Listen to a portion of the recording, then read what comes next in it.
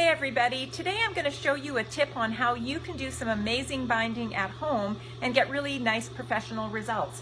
Now, as you know, we have a lot of industrial machines. We're kind of spoiled in our shop here at Discovery Trekking, and this is a 5-thread, or was a 5-thread, top and bottom cover stitch that we've modified with just one needle and one looper on the bottom to create a binding that we use on a lot of necklines and arms.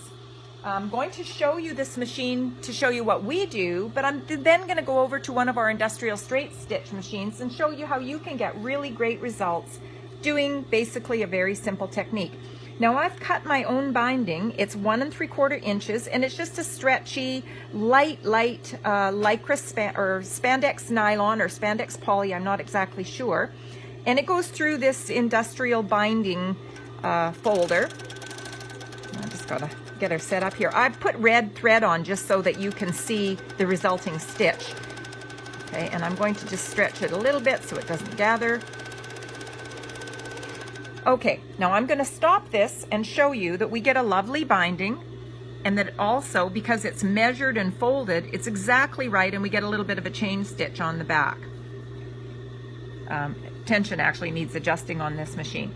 Now I'm going to take this exact same piece of fabric, which is Polartec WinPro stretch. So this is a really lovely stretch both directions, water repellent and warm fabric that we would use for hoodies or pants or many other things. And I'm going to take it over to our industrial straight stitch, where I have to find a piece of binding. Hang on just one moment. I need a piece of binding to show you this. So I'm going to cut it out of the other machine. Okay. So again, I have 1 3/4 inch binding. It doesn't actually matter that you have this width of binding, because when you're doing binding, you're the one who decides how wide you want it to be.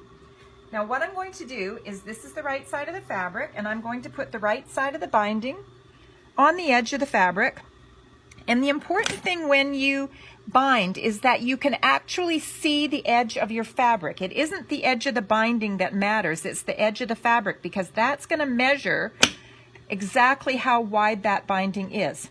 Now, if I wanted to do a very narrow binding, I would just basically let my foot follow along on the edge of my fabric. But in this case, I'm going to kind of match up what I just did over there, and I'm going to move it over to a 1/2 inch, and then I'm going to just make sure my fabric, not my binding, follows the 1/2 inch line. So it's okay if I can see my fabric a little bit showing through. So I'm going to now just follow that line sewing.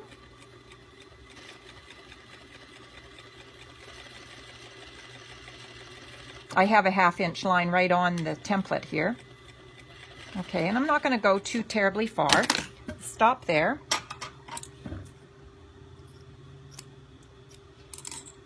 And then we're going to fold it over to the wrong side.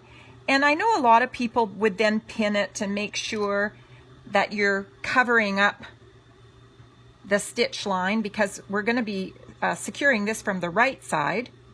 But I just basically fold it over and give it a bit of a tug, and I can feel that it's secure. I'm going to place that underneath my foot, and now I'm going to run, whoops, I want this to be right in the middle of my foot, and this part of my foot I'm going to eyeball all the way along so that I'm catching the fabric on the other side. Now, this used to be called stitch in the ditch, but actually I'm not in the ditch exactly. I'm right on my fabric with this machine. This foot is allowing me to continue to sew on the fabric, not in what we call the ditch, which is the area between the binding and the fabric that you're sewing it to. So I'm just sewing along, and then I stop, and I have a nice finish. That's a nice look, but the back isn't going to be great. In this case, you could leave it. It's not too terribly wide. But if I were making a narrow binding, like I just did in this piece here, I had a lot of fabric left over at the back. It was way down to here, so I trimmed it. This is where I'm going to show you the trick to trimming. When you trim from the wrong side, don't trim with your, these are applique scissors, by the way, they go flat against the fabric. Don't trim here with the binding on your left side because you stand a chance of actually cutting into your thread.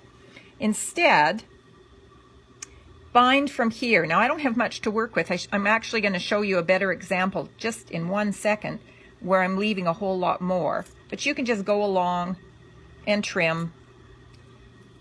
And you can make a much neater edge if you left a larger piece. So I'm going to just quickly do that for you. Right?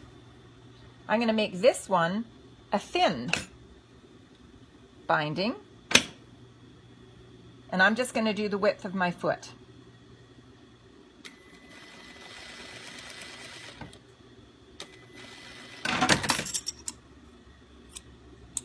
I'm going to fold it over by hand. I'm going to stitch almost in the ditch, but I'm following the foot, the right part of my foot along the edge of the black binding.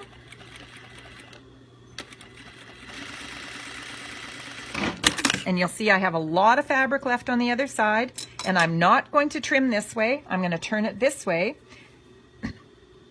lift the fabric, and just tug it as I trim.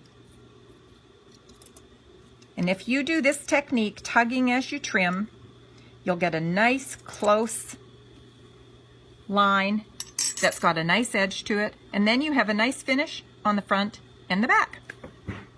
And that's my little tip today for making your own binding and trimming your garments.